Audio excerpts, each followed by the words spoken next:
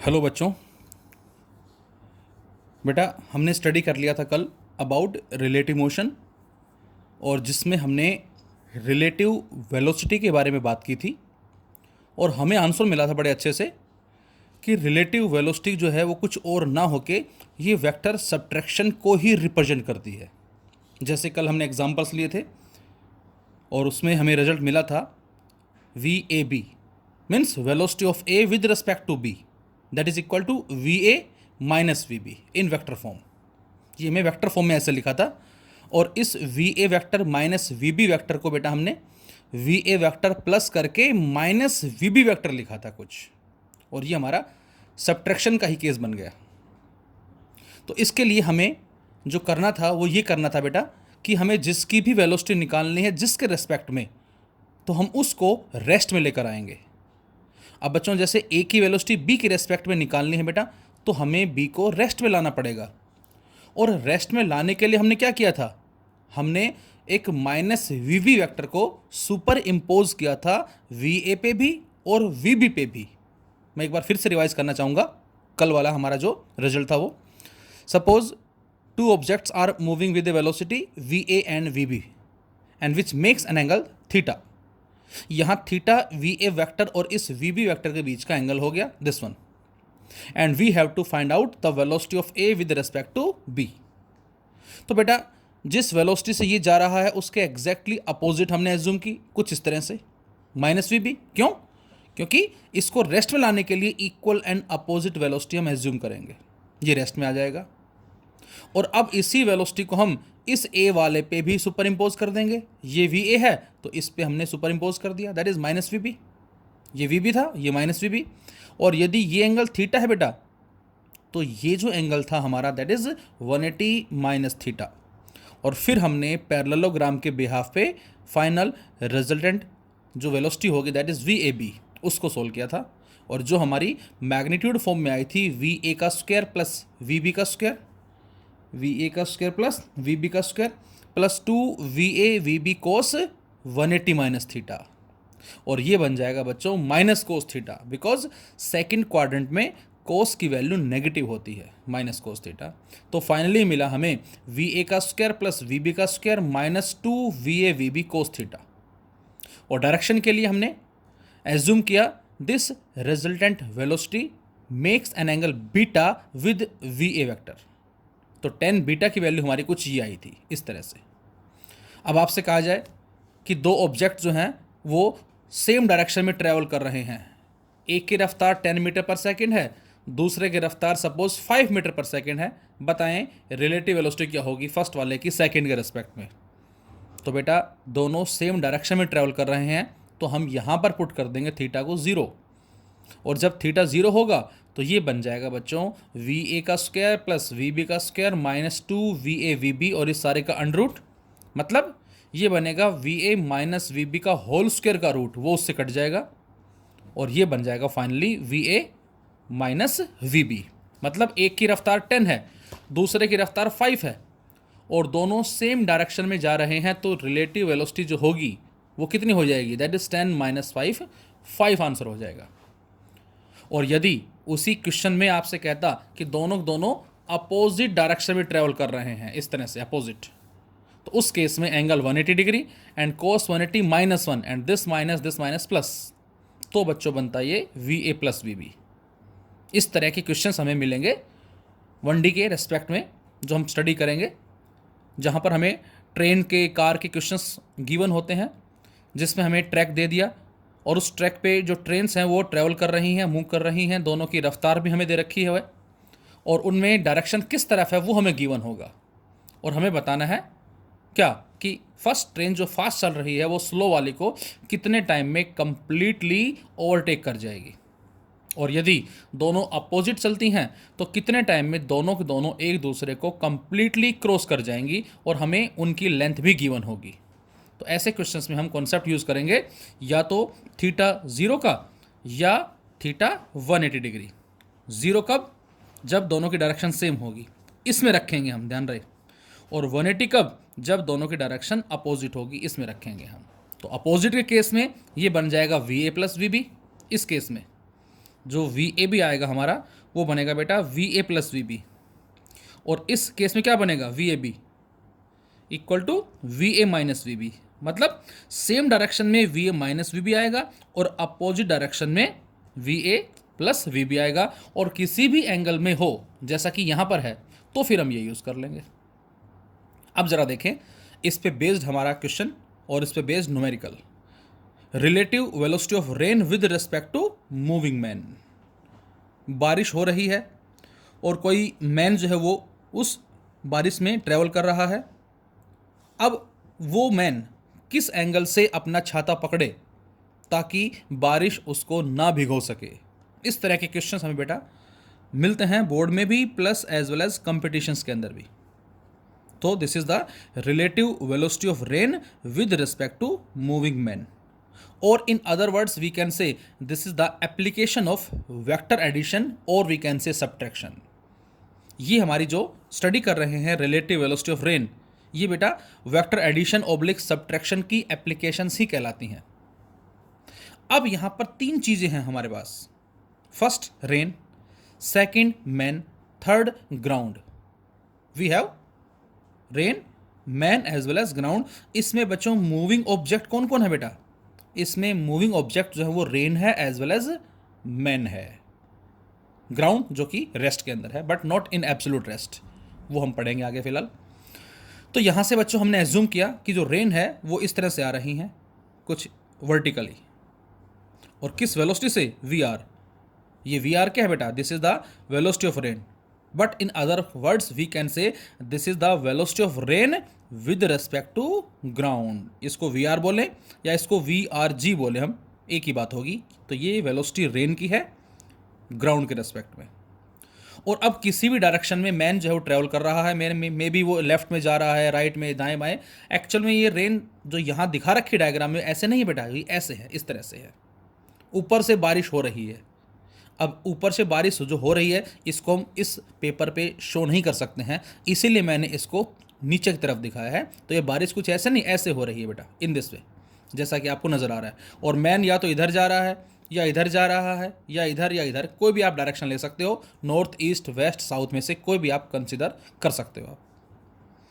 तो यहाँ से अब जिस भी डायरेक्शन में जाएगा मैन, चाहे वो इधर जाए, हर केस में वी आर और वी एम दोनों क्या होंगे बेटा, परपेंडिकुलर होंगे। जरा सोच के देखें, आप सोच के देखें कि ये बारिश हो रही है कुछ इस तरह से। अब वो इंसान कोई या तो मान लिया इधर जा रहा है 90 डिग्री, इधर जा रहा है 90 डिग्री, इधर जा रहा है 90 डिग्री, तो हर जगह जो एंगल मिलेगा वो 90 डिग्री होगा। तो यहाँ से हमने अपनी तरफ से मान लिया कि मैन जो है सपोज इस तरफ जा रहा है, किस वेलोसिटी से, वी एम से। सो this is the velocity of man, or we can say this is the velocity of man with respect to ground, Vm, and here we have to find out the relative velocity of rain with respect to moving man। तो इसके लिए अब आप खुद सोचें video को pause करके कि अब हमें क्या करना होगा। तो बच्चों इसमें हमें रेन की वेलोसिटी मैन के रेस्पेक्ट में कैलकुलेट करनी है बेटा। तो हमें मैन को रेस्ट में लाना होगा, और मैन रेस्ट में कैसे आएगा, by assuming equal and opposite velocity. यदि ये इधर 5 से जा रहा है तो हम इधर मान लेंगे दैट इज क्या, -5, लेकिन मैग्नीट्यूड 5 ही रहेगा। माइनस का मतलब तो केवल डायरेक्शन अपोजिट है। न्यूमेरिकल्स में हम -5 नहीं लिखेंगे, न्यूमेरिकल्स में हम जो मैग्नीट्यूड 5 है बेटा वो 5 ही लिखा जाएगा। माइनस का तो मतलब केवल ये है डायरेक्शन अपोजिट है, ताकि वो रेस्ट में आ जाए। तो फर्स्ट हमारा हमने क्या किया, मैन को रेस्ट में लाए by assuming equal and opposite velocity, इस पे एज्यूम कर रही, और इसी वेलोसिटी को किस पे एज्यूम करेंगे बेटा हम, इस वी आर पे। ये वी आर इधर है तो इसको इस तरफ एज्यूम कर दिया। अलग अलग ना दिखा के हमने एक ही डायग्राम में दिखा दिया। जैसे मैं इस नीचे वाले पोर्शन को छुपा लूँ तो ये क्या आ गया, ये आ गया -Vm को सुपर इम्पोज करना Vm पर फर्स्ट, और ये क्या आ गया, ये आ गया -Vm को सुपर इम्पोज करना किस पे, सेकंड पे, वी आर पे। किस तरह से, ताकि कुछ इस तरह से टेल से टेल मिले। और अब इसका और इसका बच्चों ये क्या आ जाएगा बेटा, दैट इज रिजल्टेंट आ जाएगा। This is the resultant. और हमने एज्यूम किया कि जो रिजल्टेंट वेलोसिटी है, या ये कहें VRM जो है, वो सपोज करें इस VM के साथ एंगल क्या बना रही है, बीटा।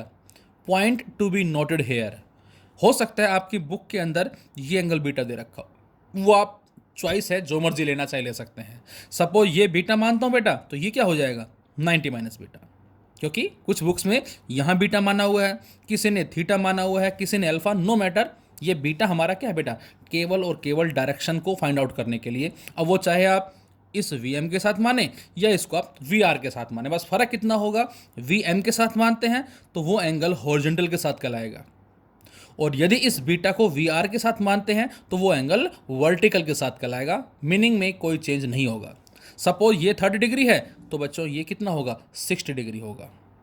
ये 45 डिग्री है, ये 45 होगा। ये 15 डिग्री है, ये 75 डिग्री होगा। तो कंफ्यूज होने की जरूरत नहीं है, बुक में चाहे जो मर्जी गिवन है, और आपकी भी चॉइस है, आप चाहे बीटा ये माने और चाहे बीटा ये माने। तो यहां से बेटा वी आर एम क्या आएगा, तो आंसर है V R vector minus V M vector, और यहां से हमें इस वी आर एम का जो मैग्नीट्यूड है वो फाइंड आउट करना है। और यहाँ जो वी आर एम है बेटा, ये क्या कहलाएगी, velocity of rain with respect to man. Velocity of rain with respect to man, इस बात का मतलब क्या होगा, इस बात का मतलब है कि man observes rain falling vertically at certain angle. क्या मतलब इस बात का, इस बात का ये मतलब बेटा कि बारिश एक्चुअल में तो ऐसे आ रही थी, बारिश एक्चुअल में ऐसे आ रही थी, लेकिन ये जो हमने वी आर एम कैलकुलेट किया है, रेन की वेलोसिटी मैन के रेस्पेक्ट में, मैन को रेस्ट में लाके जो हमने वेलोसिटी कैलकुलेट की है जो कि वी आर एम है, इसका मतलब ये है कि इस वेलोसिटी से या इस एंगल से बारिश उस मैन को आती हुई नजर आएगी। मैं अपनी बात को फिर रिपीट करता हूं बेटा, यहां जो वी आर एम है, ये वी आर एम क्या है बेटा, दिस वन, जो कि एंगल बना रहा है बीटा किसके साथ, हॉरिजॉन्टल के साथ, या आप कह सकते हैं वो बना रहा है 90 माइनस बीटा वर्टिकल के साथ। तो इसका मतलब वी आर एम जो है, man observes rain falling vertically at certain angle. तो बारिश जो इस तरह से आ रही है और जो आदमी चल रहा है उस बारिश में, उसको बारिश ऐसे नजर नहीं आएगी, उसको बारिश ऐसे नजर आएगी, इस तरह से। और आदमी जा किधर रहा है, आदमी इधर जा रहा है। अब आप खुद सोचें, यदि आदमी इधर जा रहा है, बारिश ऊपर से आ रही है, लेकिन उस पर्सन को बारिश इस तरह से आती हुई नजर आ रही है, अब ये बताएं कि उसको अपना छाता कैसे पकड़ना पड़ेगा ताकि बारिश उसको ना भिगो सके। उसको अपना छाता कैसे पकड़ना पड़ेगा ताकि बारिश उसको ना भिगो सके। तो बेटा इसको हमने पीछे बढ़ाया, क्यों, क्योंकि ये रेजोनेंट वेलोसिटी है, इसके कॉरस्पॉन्डिंग हमें रिजल्ट मिला, और यहाँ से इसको पीछे बढ़ा के हमने एक छोटा सा छाता बना दिया यहाँ पर, कुछ इस तरह से, ये छाता हो गया। अब यदि ये बीटा है तो ये भी क्या होगा बेटा, बीटा होगा। ये 90 माइनस बीटा है बच्चों, तो ये भी क्या होगा, 90 माइनस बीटा। एज्यूम कर लेते हैं, मान लेते हैं अपनी तरफ से, ये एंगल कितना है, एक्स मान लिया हमने समझने के लिए। तो यदि ये एक्स है तो ये भी क्या होगा, एक्स होगा। तो अब आप आंसर देंगे क्या, कि यदि वो इंसान उस बारिश से बचना चाहता है तो उसको अपने छाते को वर्टिकली x डिग्री से झुकाना पड़ेगा। ये आप खुद प्रैक्टिकल करके देखना, जब भी कभी बारिश में आपको जाने का मौका मिले, छाता लेके जाना और उस छाते को एग्जैक्टली सीधा रखना और हल्का सा टिल्ट करना, तो आपको क्या कुछ नज़र आएगा, आप देखेंगे। यदि आपने सीधा रखा तो बारिश तो इस तरह से अपीयर हो रही है, वो उसको भिगो देगी। तो उस पर्सन को अपना छाता वर्टिकल से x एंगल पे मोड़ना पड़ेगा ताकि बारिश उसको ना भिगो सके। तो इसको एक बार आप फिर से अच्छे से रिवाइज करेंगे। तो फिलहाल वी आर एम जो हमारे पास है, this is the man velocity of rain with respect to man, मतलब man observes rain falling vertically at certain angle. तो उस इंसान को जो बारिश नज़र आती होगी वो कैसे नज़र आएगी, वर्टिकली, जो कि वर्टिकल के साथ कुछ एंगल बना रही है, या ये कहें हॉरिजॉन्टल के साथ कुछ एंगल बना रही है। तो अब आप यहाँ से डायरेक्ट मैग्नीट्यूड को कैलकुलेट कर सकते हैं, कितना होगा, वी आर का स्क्वायर प्लस वी एम का square plus 2 V R V M, और बच्चों दोनों परपेंडिकुलर हैं तो ये बन जाएगा 90 डिग्री एंड कोस 90 इज 0। तो ये आ गया V R M, V R का स्क्वायर प्लस वी एम का स्क्वायर और इस सारे का अंडर रूट, तो ये हमारे पास आ जाएगी वी आर एम। और डायरेक्शन के लिए जैसा मैंने बताया आपको, 10 बीटा परपेंडिकुलर अपॉन बेस। अब बच्चों बीटा हमने ये माना है बेटा, तो ये परपेंडिकुलर हो जाएगा जो कि वी आर के पैरेलल है, और ये बेस जो कि वी एम के पैरेलल है, so V R by V M. V R by V M. मैं फिर रिपीट करता हूँ, किसी किसी बुक में इसको V M by V R लिखा है, किसी बुक में इसको V M by V R, बेटा वो भी ठीक है, V R by V M भी ठीक है, डिपेंड करता है कि बीटा हमने कौन सा माना है। फिलहाल हमने बीटा कौन सा माना, फिलहाल हमने बीटा ये वाला माना है।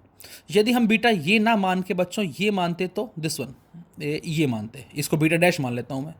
तो अब डायरेक्शन किससे निकालेंगे, tan beta dash. So tan beta dash is perpendicular जो कि वी एम है, बेस जो कि वी आर है, तो टेन बीटा आ जाएगा या बीटा डैश आ जाएगा V M by V R. दोनों का मीनिंग सेम होगा, क्यों, क्योंकि जो रोल यहाँ पर बीटा का है वही सेम रोल यहाँ पर 90 माइनस बीटा का है बच्चों। तो प्लीज़ कंफ्यूज ना हो इसको लेकर, वो आपकी चॉइस है कि जिस भी जो एंगल है उसको चाहे आप हॉरिजॉन्टल के रेस्पेक्ट में एज्यूम करें या वर्टिकल के रेस्पेक्ट में। So a man can protect himself from rain by holding his umbrella at an angle beta with horizontal और 90 माइनस बीटा विद वर्टिकल। तो यदि वो आदमी अपने आप को उस बारिश से बचाना चाहता है तो बेटा उसको अपना जो छाता है वो बीटा एंगल से पकड़ना पड़ेगा हॉरिजॉन्टल के रेस्पेक्ट में, या ये कहें 90 माइनस बीटा से पकड़ना पड़ेगा वर्टिकल के रेस्पेक्ट में। ये इसका मतलब है। सो this is the rain man problem. अब जरा इस पे कुछ क्वेश्चंस हम स्टडी करते हैं एक बार, देखे जरा one by one. First, rain is falling vertically with a velocity of 10 metre per second. बारिश आ रही है, वर्टिकली आ रही है, किस रफ्तार से आ रही है, 10 metre per second. A person is moving with a velocity of 6 metre per second, और उस बारिश में एक पर्सन जो है वो 6 की रफ्तार से ट्रेवल कर रहा है, जा रहा है। Find the angle at which the person hold his umbrella to avoid getting wet. वो आदमी गीला ना हो उस बारिश से, उससे बचने के लिए हमें बताना है क्या, कि वो अपने छाते को किस एंगल से बेंड करेगा। Find the angle at which the person hold his umbrella, कितने एंगल से वो अपने छाते को पकड़े, होल्ड करे, ताकि बारिश उसको ना भिगो सके।